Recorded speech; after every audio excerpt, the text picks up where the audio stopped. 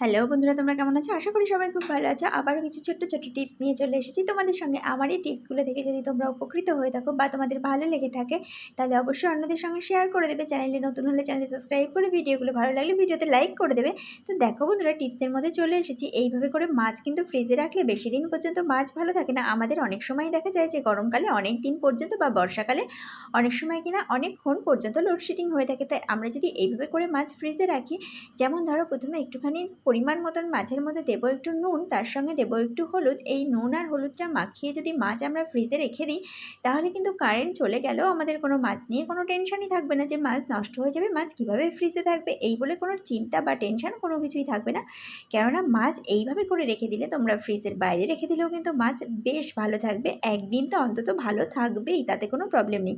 তারপরে একটা এরকমভাবে একটা ক্যারি ব্যাগের মধ্যে ভরে তারপর যদি আমরা ফ্রিজে রেখে দিই, তাহলে কিন্তু আর আমাদের কোনো টেনশানই থাকবে না।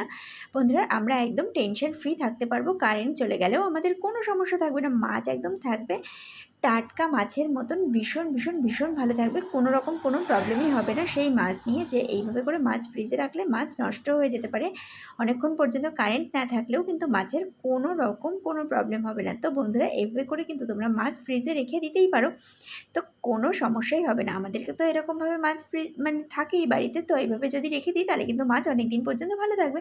অনেক সময় দেখা যায় মাছ ধোয়ার পর নুন ঠুন মাখানোর পরে হাত থেকে সহজে মাছের গন্ধ যায় না।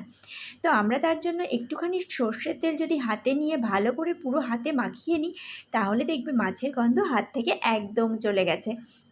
তো দেখো বন্ধুরা, মানে এখন বর্ষাকাল পড়েছে, দেখা যাচ্ছে ঘরে ঘরে সবারই দেখা যাচ্ছে ভাইরাল ফিভার হচ্ছে। তো সহজে ঠান্ডা কমতেই চায় না। ডাক্তার, কাশির ওষুধ, এটা সেটা কোনো কিছুতেই ঠান্ডা মোটেই কমতে চায় না। তার জন্য আমি এখানে নিয়ে নিয়েছি লবঙ্গ, সামান্য 2-4টে গোলমরিচ, আর তার সঙ্গে নিয়েছি বেশ একটু বড় সাইজের এক টুকরো আদা। তো এই সমস্ত কিছুকে যেটা করতে হবে, সমস্ত সব মিলিয়ে মিশিয়ে বেশ ভালোভাবে করে এটাকে বেশ একটা মানে একটু থেতো থেতো করে বেশ একটা রোস্টেড রোস্টেড টাইপের একটা জিনিস বানিয়ে নিতে হবে। এভাবে করে দেখো, নোড়া দিয়ে বেশ ভালোভাবে করে সব জিনিসগুলোকে একদম যে বেটে মিহি করে ফেলবো তাও করব না, বেশ ভালো করে বেশ থেতো করে দেবো। বেশ ভালো করে থেতো করব, যাতে কিনা সব কিছু ভেতর থেকে সব ফ্লেভারগুলো বাইরে বেরিয়ে আসে। লবঙ্গতে তো আমাদের এমনিতেই অনেক রকম উপকার হয়। তো লবঙ্গ খেলে কিন্তু আমাদের দাঁতের ব্যথা কমে। দাঁতে ব্যথা করলে সেই লবঙ্গটা যদি আমরা মুখের মধ্যে রেখে দিই, তাহলে কিন্তু লবঙ্গতে কিন্তু আমাদের দাঁতের ব্যথাও সারিয়ে দেয়। আর এইভাবে করে সমস্ত সব দেখো, আদা, লবঙ্গ, গোলমরিচ, তার সঙ্গে নিয়েছিলাম 2-4 টুকরো দারচিনি, সব কিছু দিয়ে তারপরে লাস্টে এর মধ্যে আমি অ্যাড করে দিলাম মিশ্রি। তো এখানে যদি আমি 2 কাপ জল নিই, সেটাকে কিন্তু ভালোভাবে এরকমভাবে ফুটিয়ে ফুটিয়ে 1 কাপে পরিণত করতে হবে। তো যে যেরকমভাবে জল নেবে, শুকিয়ে একদম অর্ধেক করে ফেলতে হবে মোট কথা। তো দেখো, এটাকে ভালোভাবে ফুটতে ফুটতে কিন্তু বেশ সুন্দর এই হোয়াইট কালারের জলটা কিন্তু ফুটে এরকমভাবে লিকার চায়ের মতন কালার হয়ে আসবে।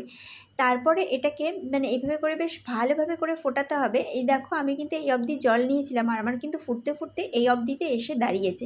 তো এটা যত বেশি ফোটাবে তত বেশি উপকার হবে জিনিসটাতে। তো বন্ধুরা, তোমরা কিন্তু এরকমভাবে করে বানিয়ে নিজেরাও খেতে পারো, বড়রা আর বাচ্চাদেরকেও কিন্তু এটা খাওয়াতে পারো। ভীষণই উপকার হয় জিনিসটাতে, একদমই ঠান্ডা কমে যাবে, কোনো রকম কোনো ডাক্তারের কাছে যেতে হবে না। তো দেখো, এটাকে আমি বেশ কিছুক্ষণ এভাবে করে চাপা দিয়ে রেখে দিলাম, কেননা ভেতর থেকে ফ্লেভারগুলো আর ভেতরের যে উপকারটা হবে আর কি, সব কিছু জলের সঙ্গে বেশ ভালোভাবে করে মিশে যাবে। দেখো, এরকম একটা কালার আসবে, একদম পুরো লিকার চায়ের মতন দেখতে হবে জিনিসটা। এটা খেলে কিন্তু ভীষণ উপকার হবে। এখন বর্ষার দিনে তোমরা কিন্তু এমনিও এটা বাড়িতে বানিয়ে খেতে পারো বন্ধুরা, ভীষণ উপকার হবে।